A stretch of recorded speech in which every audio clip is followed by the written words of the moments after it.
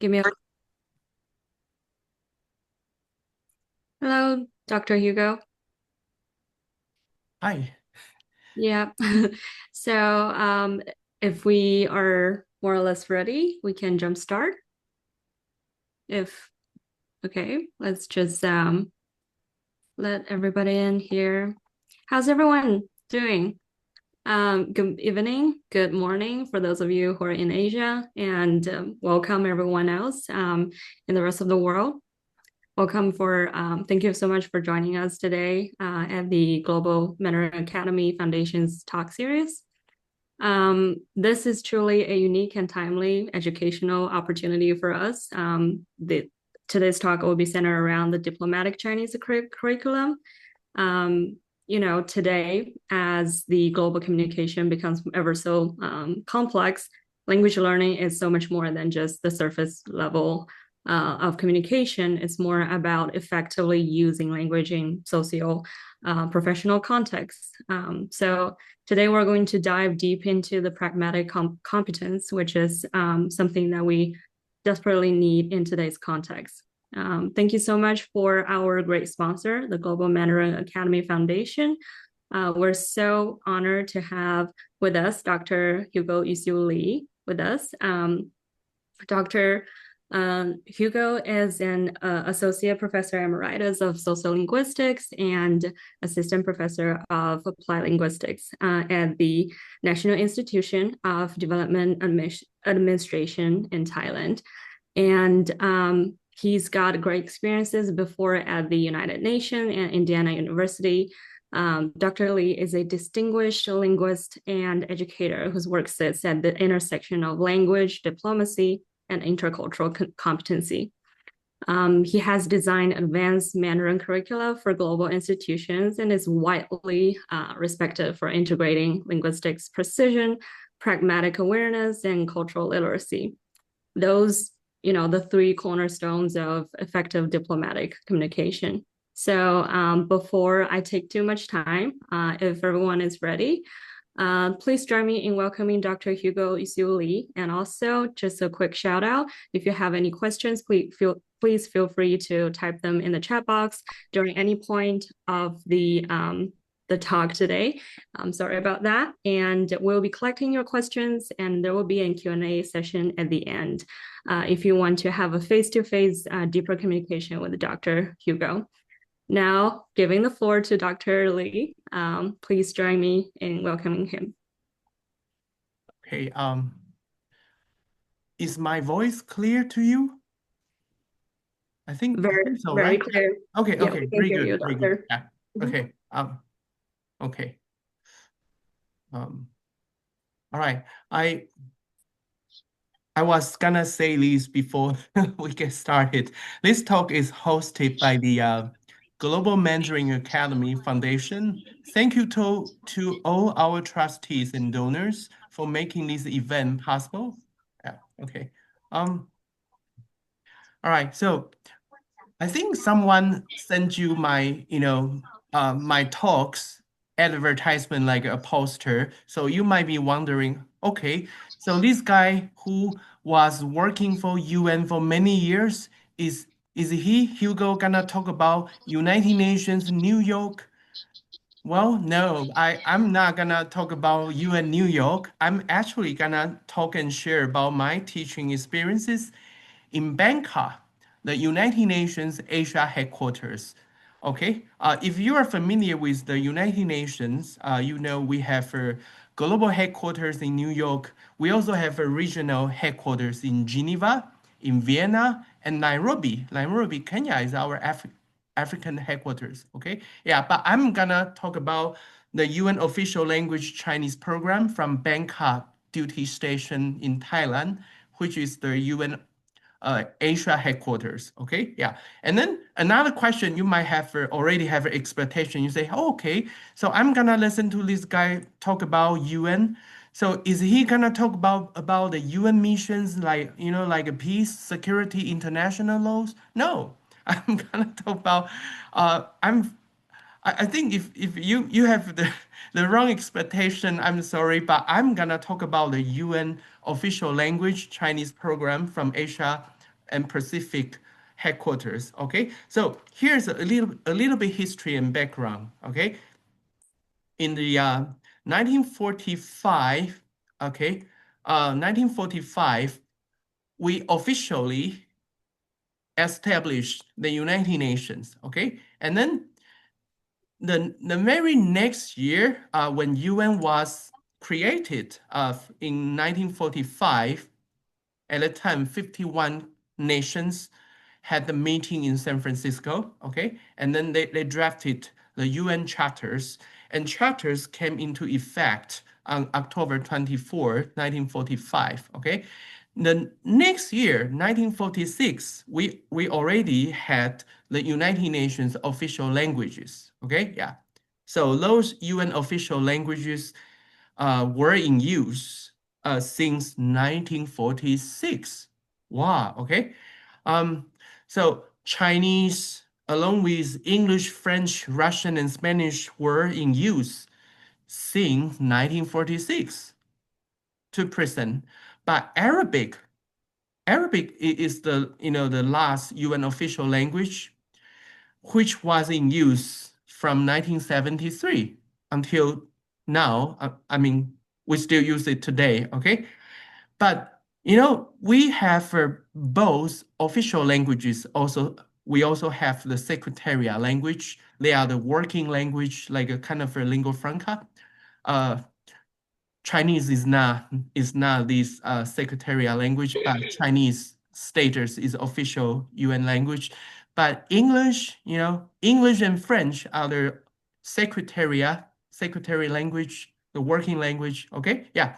But anyway, we are talking about the official language, Chinese program. So I was training the UN officers to speak, read and write Chinese. And then UN officers are learning Chinese. I'm talking about more than half century. Yeah. In different headquarters, we have the program. We have been using the Chinese as the official language since 1946. And then you might be wondering, say, Hugo, so what makes your program different from mine? Okay, let me say this. I would say this, and then you can critique later on. I say, well, you know what? In the United Nations, me and my colleagues, the UN official language teachers, we try to make sure that we build practical language skills. Because we teach all the UN official languages. We teach Russian, Arabic, French, Spanish, Chinese. But some years, no student, no UN staff enroll in Russian in the Asia headquarters for some years. But anyway, we offer all the 6 UN official language courses. And then I would say that we UN official language teachers build practical language skills step by step, okay? And you say, Hugo, it doesn't sound much different, okay? It sounds the same. We do similar in, probably you listen to me from like your East Asian language and cultures department in the USA, or you are Chinese language teacher from a Chinese language center in Taiwan. You say, Hugo, we do the same. We build practical language skills step by step. But let me tell you, because what makes the difference? Because my students are very busy. They are not like some of your students who have plenty of time, right? Yeah, okay. So let me say again, students make my program different. Why? Different from your standard general language program, because they are busy. How busy they are. Sometimes, for example, in their every major headquarters, all the UN divisions need to organize like every 1 or 2 years a big meeting, big conference, or maybe every 3 or 4 years. For example, the UN Energy Division, maybe every 3 or 4 years, organize a big meeting. You see, all the energy ministers need to fly to Suvarnabhumi Airport, Bangkok, and then attend this meeting organized by the United Nations Energy Division. And so my students who study Chinese with me in the UN Learning Center, who also work for UN Energy Division, cannot sleep at home. They need to sleep in the office for maybe 1 week. This is how busy they are. And you may argue, Hugo, only every 1 or 2 or 3 years, maybe 1 week. But every day we have this kind of, sort of United Nations efficiency model in the workplace. So they have many frequent meetings, a lot of projects and deadlines. They are busy. And they want to learn Chinese, the UN official language. But you see, if they go to the UN Learning Center, the classroom to study only 1 day a week, it's not enough, right? At least 2 days a week. So that's why every week, per week, we have a class 1 and we also have a class 2. And you say, Hugo, but you say they are busy. Yes. You know what? When they study Chinese in my classroom more than 1 hour, it's okay. But more than 2 hours, their director from those UN division get angry. They say, hey, Hugo, you know what? My staff spend too much time learning Chinese in your classroom. So usually we teach 1.5 hours, class 1, and then class 2 also 1.5 hours. So for example, like a Monday morning, 8 to 9:30, 1.5 hours, class 1, and Thursday morning, 8 to 9:30, 1.5 hours. So totally 3 hours I teach and students study in a classroom. I'm talking about the class time only, yeah. 2 days, 2 classes a week, and totally 3 hours class time, yeah. And think about how much time your student can study. You say, Hugo, so you an officer only study 3 hours, 2 days divided into two classes? Yes. And you see, if you teach from East Asian Language Cultures Department in the USA, and you have American student, tell me they study many hours a week, right? And they have opportunities to practice outside the classroom, right? Especially if they are in a Chinese flagship program, right? In the USA, they meet with native Chinese speakers to talk, right? To practice, right? And then if you are teaching from like Chinese language centers in Taiwan, hey, your students study many hours every day, right? Monday through Friday. See, my student only get a very little, very limited time. Okay, so when you I know many senior teachers in our Zoom meeting conference now. When you teach, when you introduce a new word, you have your teaching steps. When you teach a sentence from the text, when you open a textbook, you have a 2 vocabulary list and 2 texts, right? It's very standard textbook. I'm talking about the materials you teach. So every time you introduce a new word, every time you introduce a new sentence, you already have in mind your teaching steps. You follow your SOP, right? Standard, your teaching steps. But in the United Nations, we need to make sure we don't waste time. So every teaching step, when we introduce new word, when we introduce new sentence, we need to make sure teaching steps very precise. We need to precise, okay? And then we set up short-term goals. When we do the teaching steps, every teaching step, we let students meet one short-term goal. So by meeting those short-term goals, we hope, I think it's beyond hope, we want our students to meet their long-term goals in the future. Yeah, all right. I give you a quick example. So when I was teaching new words, for example, I want my student meet the short-term goals right away, immediately during the class time. So usually when they learn a new word, I need to make sure they have a pronunciation with accuracy, okay? They need to imitate from the pronunciation from the dictionary website, okay? 2 or 3 times, couple times, and imitate the native Chinese speaker from me. Okay, another thing in the UN, if you want to teach UN official languages, you got to be the native speaker of the language, and you need to have a couple years prior teaching experiences. Okay, that's our criteria. And then I need to make sure in the class, during the class time, they have the right writing and typing from their keyboard both. They need to follow the right stroke order. I'm very strict, yeah. So during the class time, I need to make sure students meet the short-term goals right away, okay? And then by the end of my teaching step, when I introduce a new word or new sentence, they need to create an everyday conversational phrase or sentence, okay? Relevant to life. We don't teach academic Chinese. We want practical everyday life, living Chinese, okay? And so sometimes the words or sentence from the textbook cannot do it. It doesn't sound practical. So teachers like me, I need to convert the new word or the sentence, into everyday conversational Chinese phrase or sentences. Okay. For example, I can show you this, just a quick example.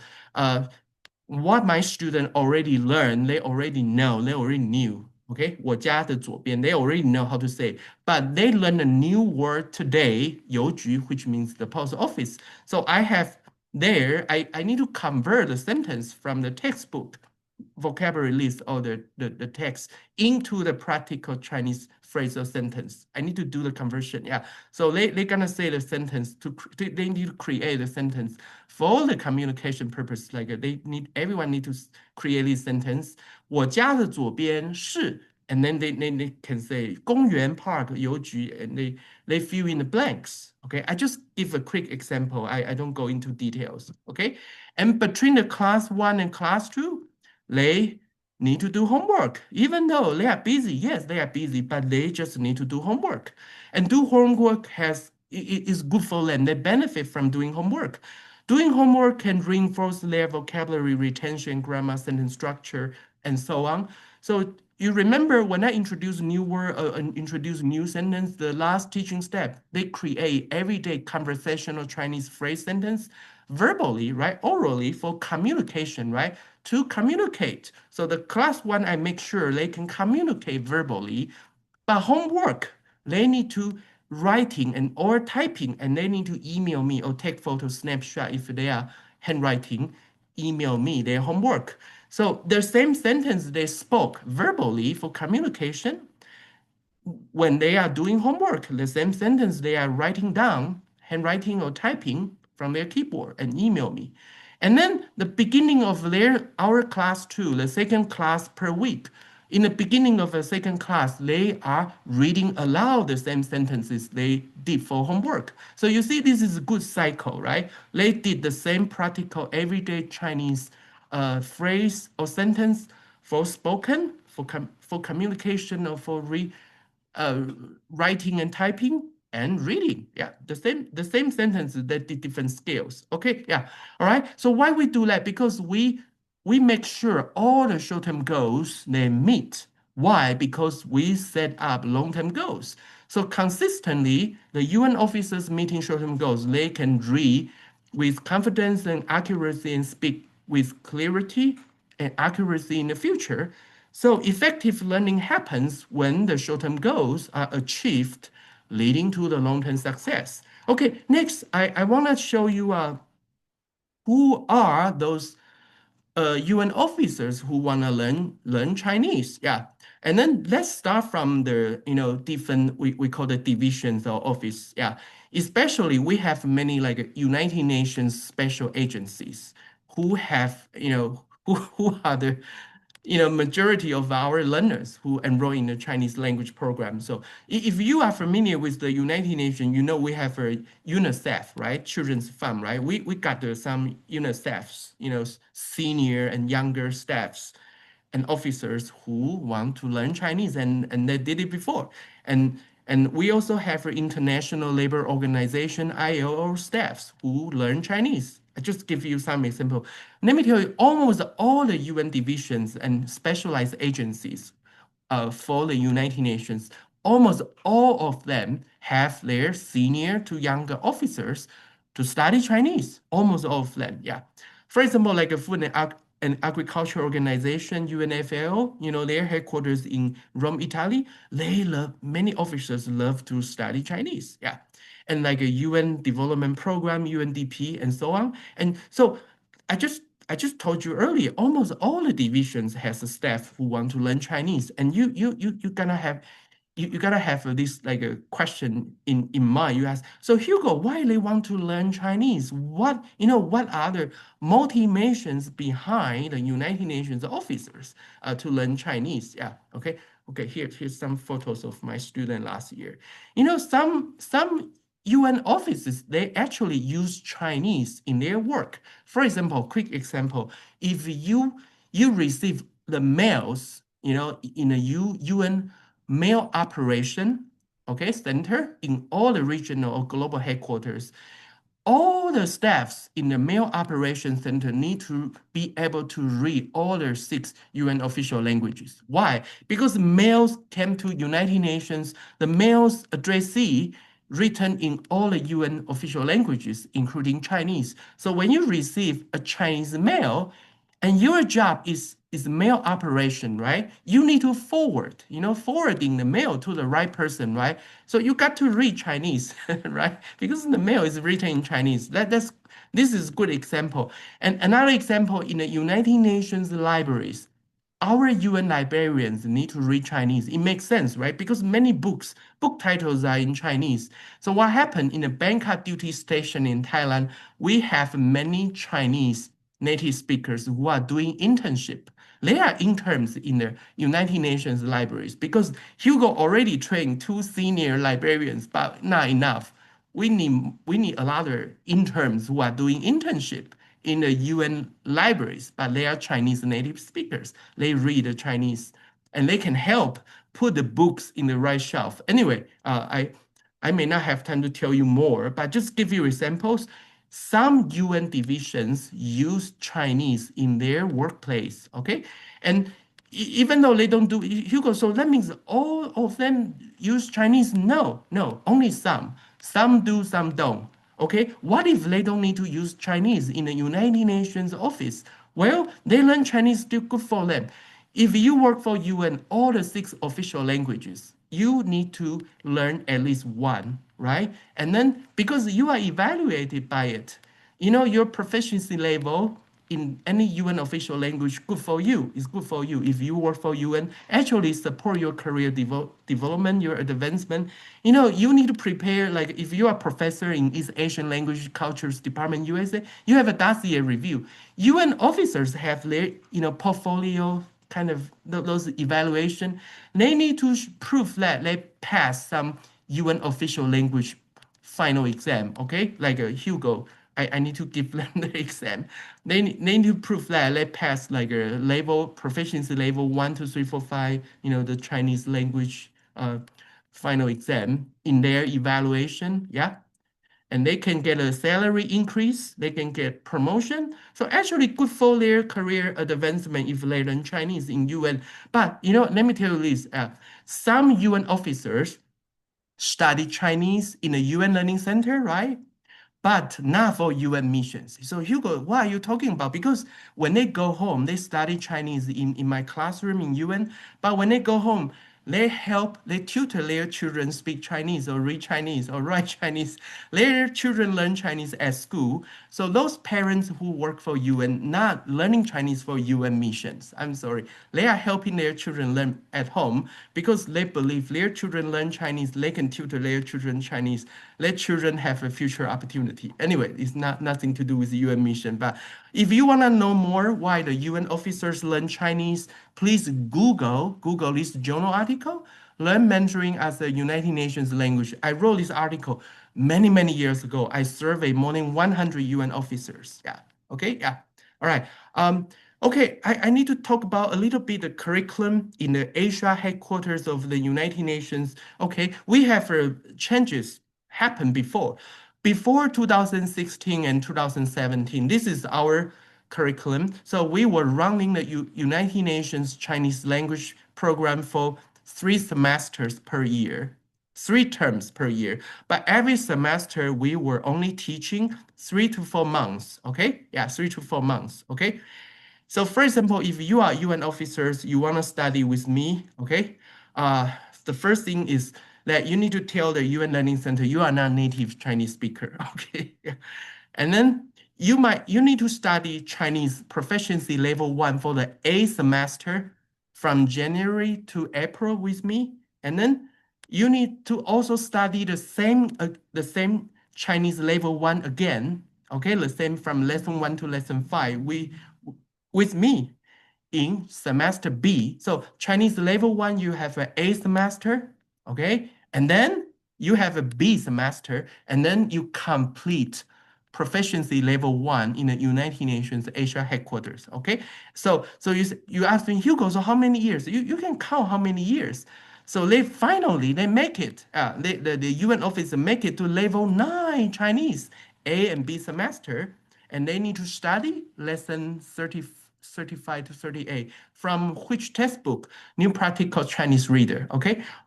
Okay, as far as I know, the United Nations, New York, and Geneva are using a different textbook, okay? Many years ago, the head teacher in New York, Chang Zhuting, told me they are using 中文向前冲. This is what I remember, but my memory might be wrong, okay? But in Asia headquarters of the United Nations, we still use New Practical Chinese Reader, okay? Yeah. You say, Hugo, why you guys use 20-some years ago, really old school, really long time ago textbook? You know what, my fault. Because when I was the program head, when I was head teacher, I should call out a meeting, my colleagues should discuss, because the UN Learning Center chief officer told me, Hugo, you can call a meeting to discuss if you want to change the textbook, but I didn't do it. I was busy at the time. I'm talking about many years ago, so my fault. So they still use it today in the UN Asia headquarters, my fault. Yeah. But after 2016, 17, things changed. You say, Hugo, what happened? What changed? You know what? We have a new United Nations Learning Center chief officer, and she's from Germany, so she's German, but her prior job before she exchanged to Asia headquarters, she was the chief officer for the UN Learning Center in UN Vienna. Whoa, this is the third largest headquarters after New York and Geneva. And then you say, Hugo, so how long she stayed? She only stayed 1 year, but she changed the curriculum. What happened? She argued with me. So I told her it doesn't work this way. She changed to 2 semester 1 year, and level 1 Chinese, we need to teach lesson 1 to lesson 6 within 4 months. Think about it. Before I have the 2 semester A and B, I can teach Chinese level 1. Now I need to rush, right? And then students who are UN officers need to rush. So I told her, your curriculum doesn't work. I told her, this is very serious, second language acquisition. This is not what you believe. But she, she's from Germany. She has that German mindset. Oh, we can do it. But anyway, I just told her that you already messed up from level 1 to level 4 in the Chinese language UN official language program in Asia headquarters. Anyway, in this new curriculum, level 7, we are using some authentic Chinese materials, like newspapers or articles talking about UN SDG. Do you guys know SDG? If you are a Chinese teacher for international schools in Singapore, Hong Kong, you know SDG. But I'm sorry, if you are a professor in East Asian Language Culture Department, USA, you don't know. Sustainable Development Goals, we need to provide those newspapers or articles written in Chinese in level 7, proficiency level 7 class in Asia headquarters. And level 8 is the highest level in this new curriculum. We have the United Nations Chinese Language Proficiency Examination preparation course for level 8 students. And level 8 student in Asia headquarters equivalent to level 3 in the United Nations language framework. So you got the level 8 in Asia headquarters, and you have a United Nations or UN language framework level 3. They are the same level, okay? Yeah, I may not have time to tell you why, but you can ask me later, okay? And then in this level 3, okay, based on the UN language framework, level 3 is equivalent to HSK 5 in China, okay? Yeah. And Chinese government recognize our standard, okay? Yeah, we have the agreement, okay? And in this level 3 UN language framework, level 3 or level 8 Chinese course in UN Asia headquarters, we are teaching diplomatic Chinese, okay? And you ask me why? Because in this level, I don't think they still need to master everyday conversational Chinese. You can count how many years they study from the curriculum I show you, right? They study sometimes 6 years, 7, 8 years. They say enough everyday conversational Chinese. So they learn the diplomatic Chinese. And I was using the UN language framework. I convert the United Nations language framework materials into the diplomat Chinese. I just give you a quick example because I know we're gonna run out of time. For example, I need to teach the level 8 Chinese student in the Asia headquarters how to address properly, address titles in the Chinese language. For example, they need to learn, okay, label A, UN officers in my classroom. 尊敬的大使，亲爱的朋友们，各位同事，诸位嘉宾。You say, oh, Hugo, so formal. Yeah. I treat them like they're ambassadors or they're diplomat.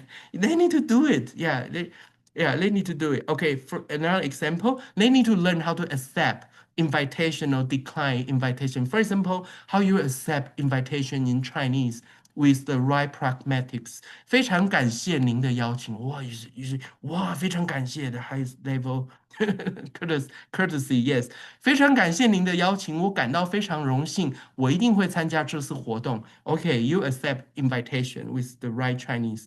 And then how you decline invitation? 非常感谢您的邀请，但是很抱歉，我那天有事，实在来不了。希望下次还有机会参加。You say, Hugo, they need to think about it. They are label 8. Come on, they are UN language framework level 3, highest level. Of course, they can make it. And those materials are from, UN language framework. Not from my mind. Okay, I cannot design those. Okay, I may not have time. I know. I need to give you Q&A. Okay, yeah. Okay. Let Tata. Yeah. Thank you so much. Thank you so much, Dr. Lee, for sharing that with us. So now we're going to jump into the Q&A session, and I do see a lot of people reacting during your speech, and I personally learned so much from your talk. Thank you so much. So if you have any questions, please feel free to, hop on the stage or type your questions in the chat box. Sarah, do you have a question? Yes. Can you hear me? Yeah. Yes. Yeah. I'm Sarah, and I'm teaching in Washington D.C. International Language Institute. And so thank you for your presentation. It's really good. Yeah, I learned a lot from you. And I have 2 questions. The first question is how many teachers in Chinese Learning Center in Bangkok, United Nations? This is the first question. The second question is how do you evaluate students' learning progress at the end of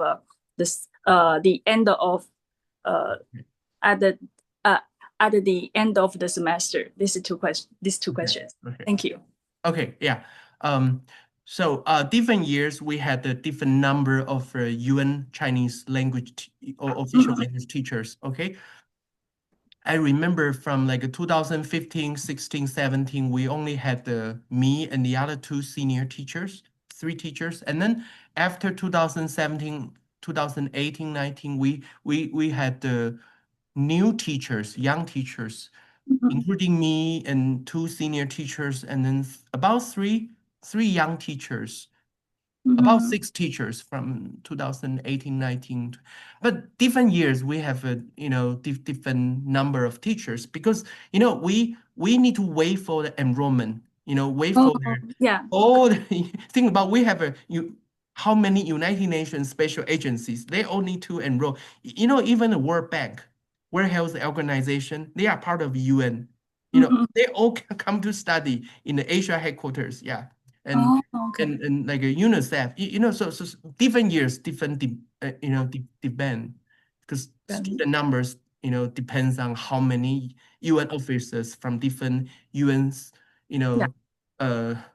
some are from Secretariat, some are from the specialized agencies. Yeah. Okay. Anyway, so thank you. Yeah. And second question, we have our evaluation for the UN officers who are my students and my college students. So usually they need to give a rating, give rate like how much you think Hugo can teach effectively for your like a new word vocabulary learning. So students who are UN officers, need to, I think they need to just ticking, like put a check box, like a Got you. Like a 5 to 8, not many questions. I remember only 5 to 8. Not more than 10 questions. I remember. Yeah. Yes. Yeah. I saw that before. I need to see it every semester. The end of semester. I need to read it. Yeah. Yeah. Is that including the conversation? Is that including the conversation, reading and writing, and listening, or you just focus on only certain part. Yeah, I remember. I think so. Yeah, you're right. I think in the teacher evaluation, right, or student evaluation, it mentions like a different skills, they develop, over the time of the semester. Yeah. That once if they didn't if that is under evaluated, so what will you do? I mean, if they didn't meet their short-term goal, then what will you encourage them for the next stage? Okay. I was teaching about 9 years. I didn't have usually my student pass the final exams, so they move to the next proficiency level. Yeah. So I don't know. I don't know if any who cannot make it.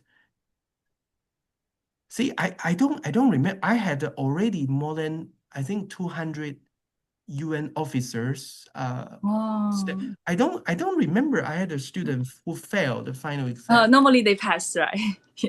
Yeah, but maybe some don't. I just cannot remember. I'm sorry, but no problem. I think they do okay. Yeah. Got you. Thank you so much, Dr. Lee, for sharing. It sounds like a variation, like a combination of different 4 modalities, different topics, different purposes in your training program. And thank you so much, Sarah, for raising your question. I do see there's another question pop in the chat box. Iris is wondering how to be a Chinese teacher in UN and what are some of the characteristics or eligibility do they look for a Chinese instructor at the UN? If there's anyone else, please feel free to join us and type your question in the chat box. Dr. Lee, would you care to? Okay. Well, let me make sure that my voice is clear to you, right?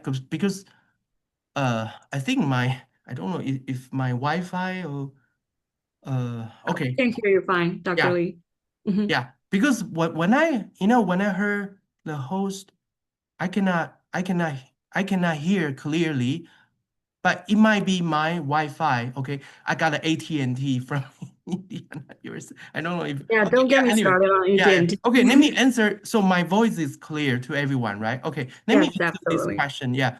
So first, Iris, because we only hire local teachers who live in the city where the UN headquarters are. Okay, let me tell you. So Iris, right?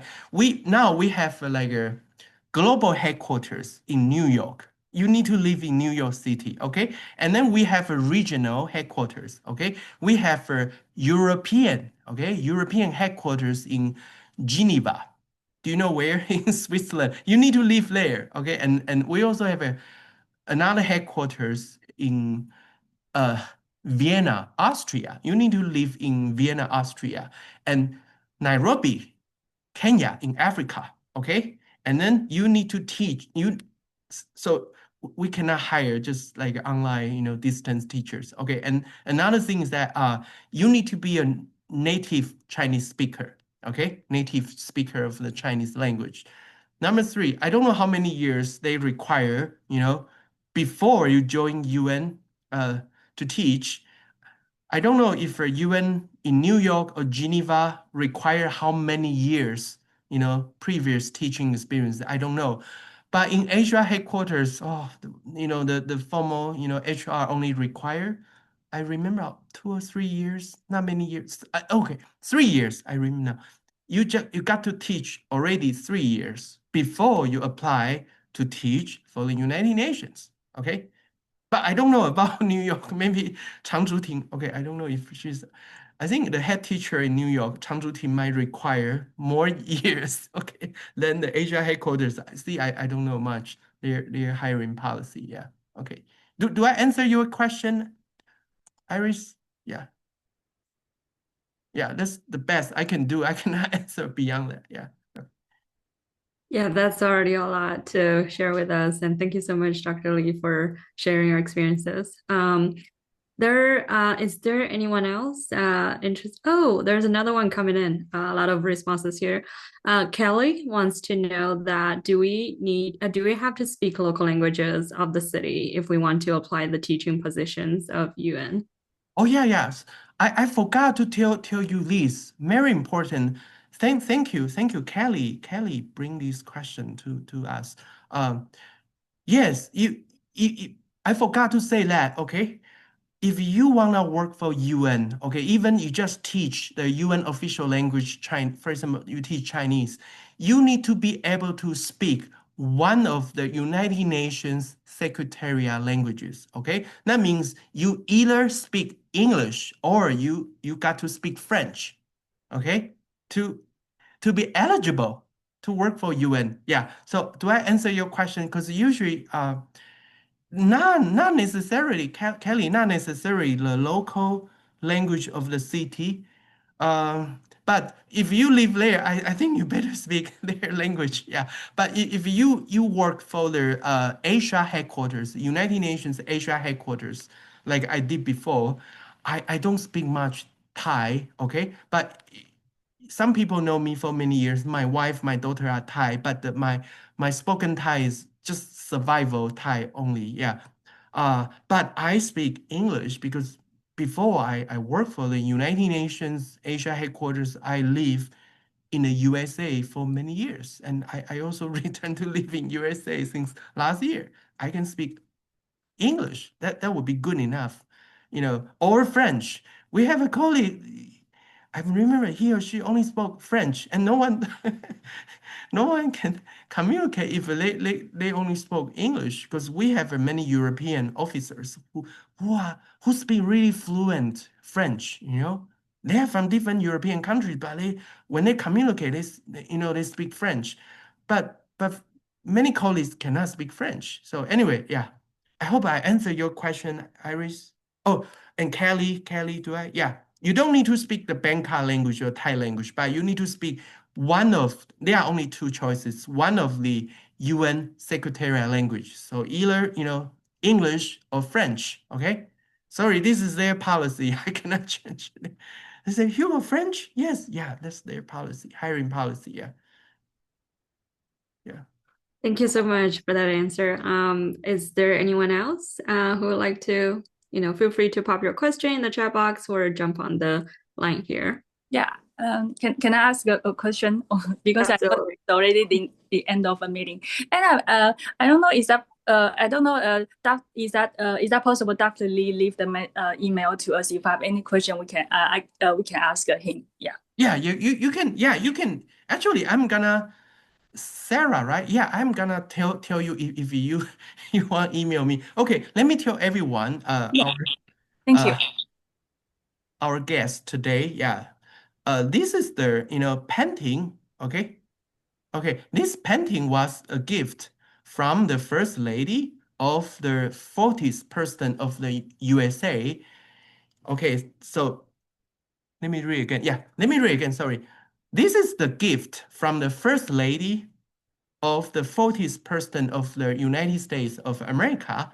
And she, the First Lady, gave this gift. This painting was a gift to the United Nations, to celebrate the 40th anniversary of the United Nations. Okay? Yeah. So you see how many years you can count since we were created. October 24, 1945, UN officially created, established, and then this is the 40th anniversary gift, okay? And say, so Hugo, you are gonna give us this painting, yes. But you say, Hugo, are you gonna take or stealing from the United Nations Conference Center in New York? No, I only give you the JPG, okay, e-copy. Oh, you want PDF? Okay, you email me, I can send you back, okay? Yeah, I can give to everyone if you email me. You say, Hugo, why is the IU? Last year, I was when I was working for UN 2024, I applied for exchange scholar. So now I'm the United Nations to Indiana University exchange scholar. Okay, so this is IU, Indiana University in the USA.edu. Okay, so you can email me. I will give you the gift from the former First Lady of the USA to the United Nations 40th anniversary. Okay, yeah. Okay, yeah, just this. Thank you. Thank you. Okay, thank you for listening. Yeah, thank you for listening. Yeah. That'll make a wonderful Christmas gift. Thank you so much, Dr. Lee. And thank you, everyone else here to join us to share this wonderful time together in the morning or in the afternoon or in the evening, in the morning of your time here. So just want to share a quick message here. Please stay tuned for our next talk series. And also we will be having the professional training program kicking off soon. And of course, Dr. Lee will be sharing more of his wisdom and experiences with us during those training programs, along with other instructors. So if you're interested, please feel free to subscribe our newsletter, keep us in the loop. And also, if you have any questions, please feel free to send emails to us at the Global Mandarin Academy. And thank you so much, Dr. Lee, for sharing your experiences here. And thank you so much, everyone else, to join us here today. And enjoy a good night, evening, afternoon, your rest of the day. Bonsoir. Thank you, Tana. Thank you, everybody. Thank you so much. Thank you.